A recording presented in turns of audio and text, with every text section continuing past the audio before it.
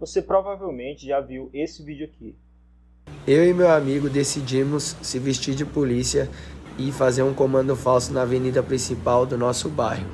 O primeiro a ser parado foi esse Corsinha. Pedi para ele descer para mim te revistar e ver se tinha alguma coisa irregular dentro do seu porta-mala. Nada encontrado, pedi para ele seguir viagem. Depois veio esse rapaz de 160, trocando as ideias com ele, perguntei se estava tudo em dia. O arrombado ainda me saiu fazendo bololô. Se eu soubesse, tinha apreendido a moto dele. Esse é meu amigo Éder, do guincho.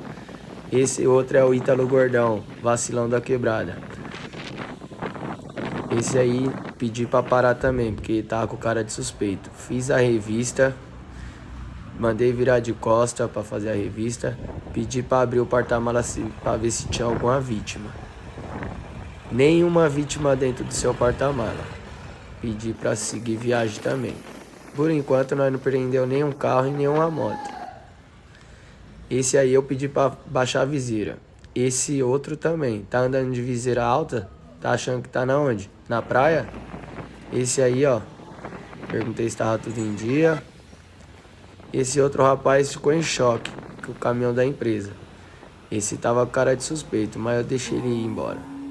Essa senhora não pedi pra descer porque era mulher, né? Fazer revista de mulher fica uma coisa meio desagradável. Pode seguir viagem, velho. E agora, nós acabou o nosso comando kkkk. Então, como vocês viram aí no vídeo, esses dois homens aí, eles se vestiram de policiais e organizaram uma blitz falsa. Mas você sabe qual é a consequência jurídica para esse tipo de conduta? Será que isso é crime ou não é crime? E se for crime, será que esses homens vão ser presos por causa disso? Então, no vídeo de hoje, eu vou te explicar qual é a consequência jurídica que esses dois homens vão enfrentar por ter feito esse tipo de brincadeira.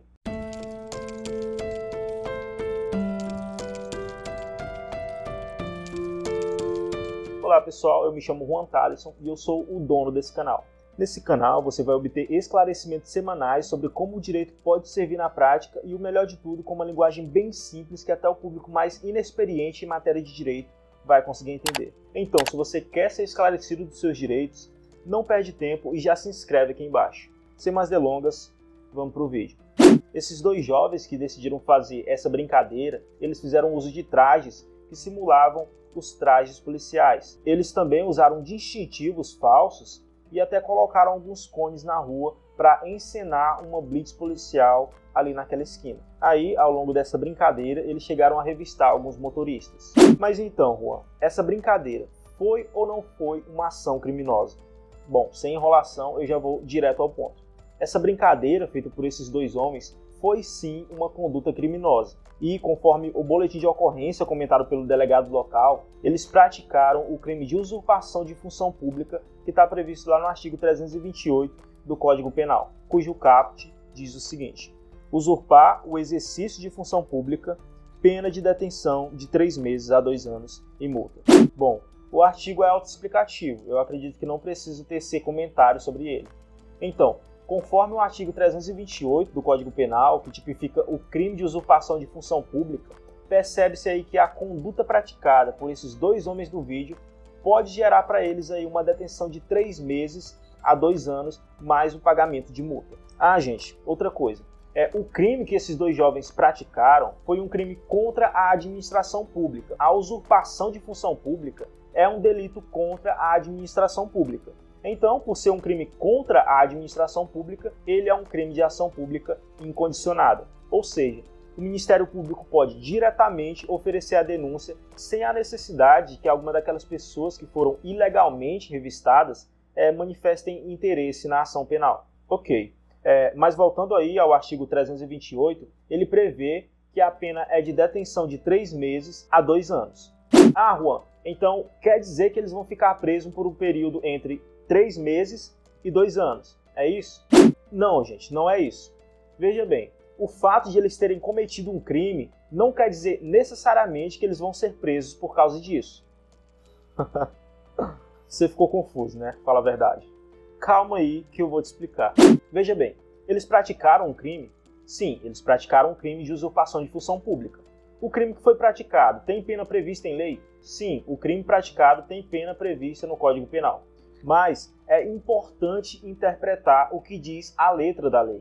Então vejam que a pena prevista no Código Penal para esse crime é uma pena de detenção e não de reclusão. Ué, Juan, mas qual é a diferença?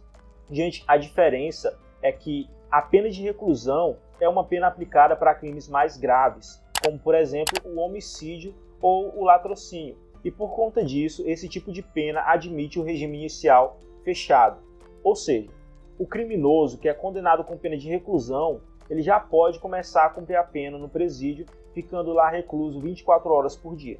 Por outro lado, a pena de detenção é aplicada para crimes menos graves, como por exemplo o crime de ameaça, que prevê detenção de 1 a 6 meses, ou por exemplo também o próprio crime que esses homens do vídeo praticaram, que é o crime de usurpação de função pública, que prevê pena de detenção de 3 meses a 2 anos.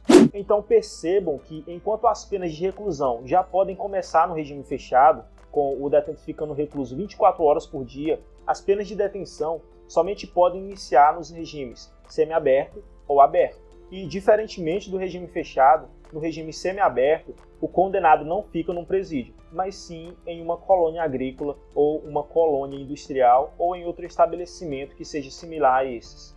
E no regime aberto, o condenado ele fica na chamada casa de albergado ou em outro estabelecimento adequado. E ele pode sair para trabalhar, para estudar ou para exercer outra atividade autorizada durante o período diurno. E ele pode sair do estabelecimento onde ele está cumprindo a pena sem precisar de vigilância. Mas ele deve retornar durante o período noturno e nos dias de folga para o estabelecimento de detenção. Ok, agora que você já entendeu essa diferença entre pena de reclusão e pena de detenção, vai ser mais simples para você entender o porquê que dificilmente esses homens do vídeo vão ser presos. Veja bem, vamos lembrar que o artigo 328 do Código Penal ele prevê pena de detenção de 3 meses a 2 anos. Ok, agora aqui vai mais uma informação para você. Quando o réu é primário e se ele for condenado com pena igual ou inferior a 4 anos, ele poderá desde o início cumprir a pena no regime aberto.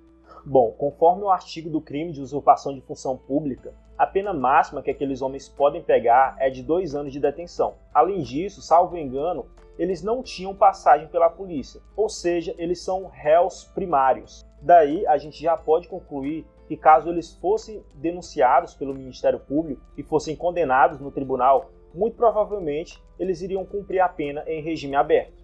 Mas calma que não é só isso. Veja bem, o delito de usurpação de função pública é uma infração de menor potencial ofensivo, pois, como eu expliquei para vocês anteriormente, esse delito é punido com pena de detenção de no máximo 2 anos. Então, conforme a Lei 9.099 de 95, que é a Lei dos Juizados Especiais Cíveis e Criminais, o trâmite do processo ele deverá ocorrer nos Juizados Especiais Criminais, que é uma estrutura do Poder Judiciário que julga os delitos de menor potencial ofensivo.